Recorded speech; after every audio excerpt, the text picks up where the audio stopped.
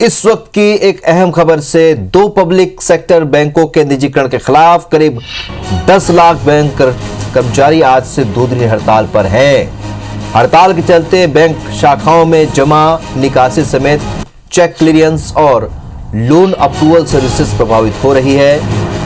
हालांकि एटीएम की सेवाएं जारी रहेंगी। यह हड़ताल United forum of bank unions के बैनर तले हो रही है।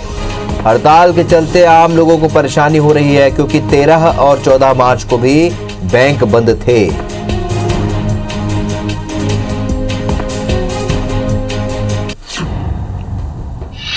तो बड़ी खबर आपको बता रहे हैं, आज से 2 दिन हड़ताल पर चले गए हैं बैंक कर्मी,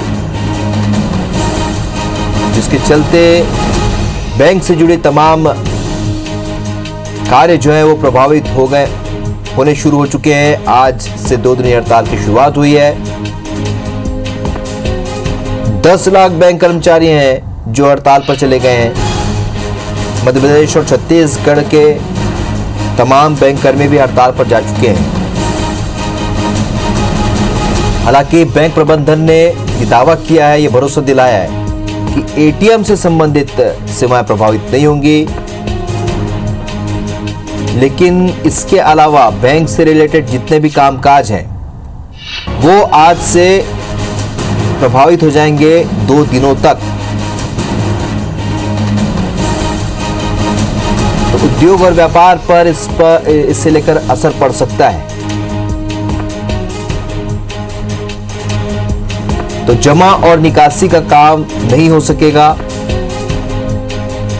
ऐसे में सीधे तौर पर व्यापार और उद्योग से जुड़े लोग इससे प्रभावित हो सकते हैं।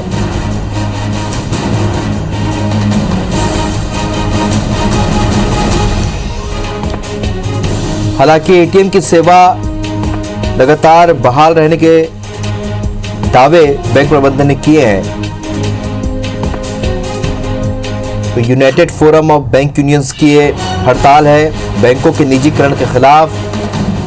आज से लेकर 2 दिनों तक, मैंने आज और कल, ये 2 दिनों तक बैंक की सेवाएं प्रभावित रहेंगी।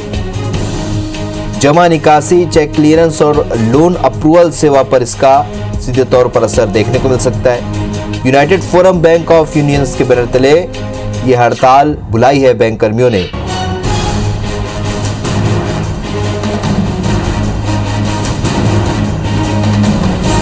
तो यदि आपको बैंक से रिलेटेड कोई भी काम है तो आप ये मान के चलिए कि आज और कल 2 दिनों तक आप वो काम नहीं करवा सकते, क्योंकि बैंक की जो सेवाएं हैं वो बंद रहेंगी।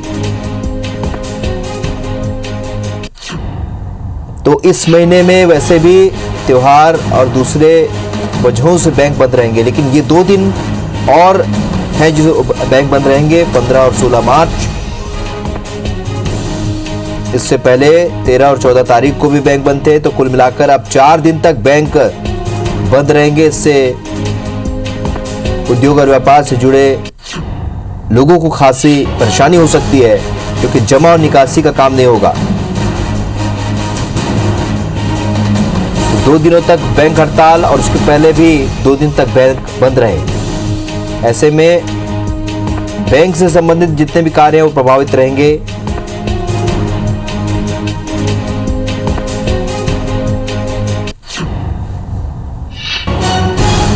चलिए, हमारे 2 सहयोगी 2 अलग अलग शहरों से इस वक्त हमारे साथ जुड़े। रायपुर से राजेश राज इस वक्त हमारे साथ जुड़ रहे, तो जबलपुर से अभिषेक हमारे साथ जुड़ रहे हैं। सबसे पहले राजेश, आपसे जानना चाहेंगे राजधानी रायपुर में क्या हालात हो सकते हैं, क्योंकि उद्योग और व्यापार खासे प्रभावित रहेंगे। इससे पहले भी 2 दिन बैंक बंद थे।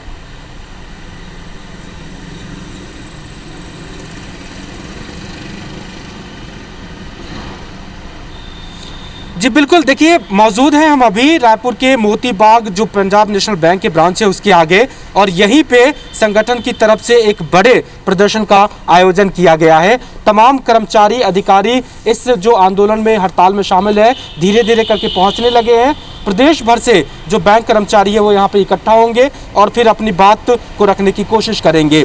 लेकिन इस हड़ताल से क्या फर्क पड़ेंगे, आम सुविधाएं किस तरह से बाधित रहेंगी और क्या कहना चाहते हैं ये लोग, उनसे हम बात कर लेते हैं। अलग अलग बैंकों के अधिक पदाधिकारी हमारे साथ मौजूद हैं, एसबीआई को रिप्रेजेंट करते हैं आप। पहले तो यही पूछ लेते हैं कि क्या फर्क पड़ेगा इन 2 दिनों के आंदोलन से, कितना प्रभावित होगा कामकाज? देखिए, सबसे पहले तो ये जो लड़ाई है, हम आप जैसे मीडिया के माध्यम से ये बताना चाहते हैं, ये लड़ाई देश हित की लड़ाई है। ये लड़ाई नौजवानों की लड़ाई है, बेरोजगारों की लड़ाई है, जो हमारे छोटे व्यापारी भाई हैं, जो हमारे किसान भाई हैं, उनकी लड़ाई है। बैंकों का निजीकरण जब 1969 में हुआ था तो स्वर्गीय इंदिरा गांधी जी ने ये सोचा था कि देश के अंतिम छोर के व्यक्ति को लाभ पहुंचाने के लिए बैंकिंग सेवाएं, जो हमारे हिंदुस्तान की सबसे मजबूत रीढ़ है, जिसे आप बोल सकते हैं वित्तीय अर्थव्यवस्था को दुरुस्त रखने वाली सबसे मजबूत रीढ़ बैंकिंग व्यवस्था को उन्होंने देश के अंतिम छोर तक पहुंचाने के लिए इन बैंकों का राष्ट्रीयकरण किया था। और इसका लाभ हमने देखा कि आज हम दुनिया के सबसे तेज विकसित देशों में शामिल हो गए हैं, शुमार हो गए हैं। इसका पूरा श्रेय अगर किसी को जाता है तो देश के तमाम वित्तीय संस्थानों को जाता है, जो लगातार लाभप्रदता प्रदान कर रहे हैं। मैं पूछना चाह रहा हूँ कि डर किस बात का है, क्या अंदेशा है आप लोगों को इस निजीकरण से? देखिए, हम लोगों की एक लंबी पारी हो चुकी है। निजीकरण जहाँ भी निजीकरण किया गया है, या अभी लॉकडाउन में, कोरोना में आपने देखा कि लगातार प्राइवेट सेक्टरों में नौकरियों में छटनी की गई। हमारे जो कर्मचारी अधिकारी साथी हैं, उनके वेतन फ्रीज किए गए। हमारी जितनी भी सुविधाएं थी, शंकाएं हैं कि वो सब खत्म हो। चलिए राजेश, आपके पास मैं वापस आऊंगा। इस वक्त हमारे एक और सहयोगी मध्य प्रदेश की आर्थिक राजधानी इंदौर से शालिनी हाडिया भी हमारे साथ इस वक्त जुड़ चुकी है, लेकिन उसके पहले रुक करूंगा जबलपुर का, जहां अभिषेक शर्मा हमारे सहयोगी बने हुए हैं। अभिषेक, जबलपुर के हालात बताएं, कितना फर्क पड़ेगा यहाँ पर उद्योग और व्यापार पर, और कितना प्रभावित होंगे लोग यहाँ पर, क्योंकि एटीएम की जो व्यवस्था बहाल करने का दावा किया है बैंक ने। हाँ, देखिए राहुल, जिस तरीके से आज से 2 दिवसीय देशव्यापी बैंकों की हड़ताल है, उसका खासा असर मध्य प्रदेश के जबलपुर के उद्योग धंधों पर भी पड़ेगा, क्योंकि ज़्यादातर जो उद्योग हैं या व्यापारी हैं वह बैंकों से नगद लेन देन करते हैं। और ऐसे में अब जब 2 दिनों तक हड़ताल होगी तो उनके तमाम लेन देन जो हैं वह प्रभावित होंगे। और बैंक, बल्कि जो बैंक हैं वह दावा जरूर कर रहे हैं कि उन्होंने जो एटीएम है शहर के मौजूदा, उनमें तमाम कैश जो है पहले से उपलब्ध करा दिया है, ताकि उनकी हड़ताल के कारण किसी को भी किसी तरह से परेशानी ना हो।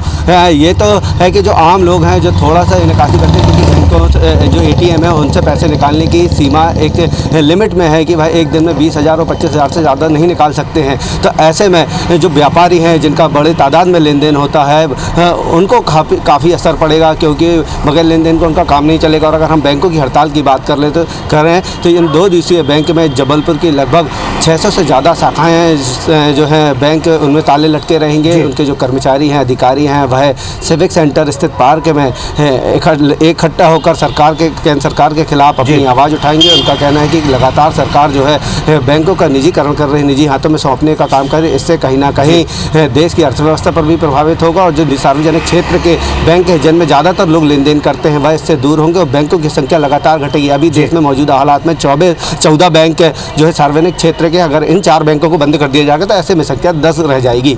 चलिए अभिषेक, आपके पास वापस लौटूंगा। मध्य प्रदेश की आर्थिक राजधानी का हालचाल भी जान लेते हैं। शालिनी, चूंकि यहाँ पर जमा और निकासी का बहुत सारा काम होता है, व्यापार बहुत बड़ा यहाँ पर व्यापार है, तो ऐसे में किस तरीके का प्रभाव, क्योंकि आने वाले समय 2 दिनों तक, मतलब पिछले 2 दिनों से लेकर आने वाले 1 दिन और, अभी ये काम काज यहाँ ठप रहेगा बैंक का?